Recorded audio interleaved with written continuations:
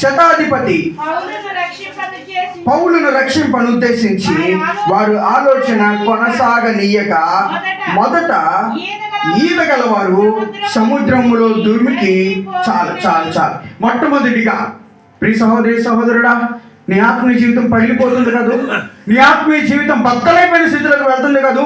మొట్టమొదటిగా శతాధిపతి చెప్తున్న మాట ఏంటో తెలుసా? ఎలారా ఓడ బద్దలైపోతుంది. ఓడ బద్దలైతే ఒక్కళ్ళు కూడా ప్రాణాలతో బ్రతకరు.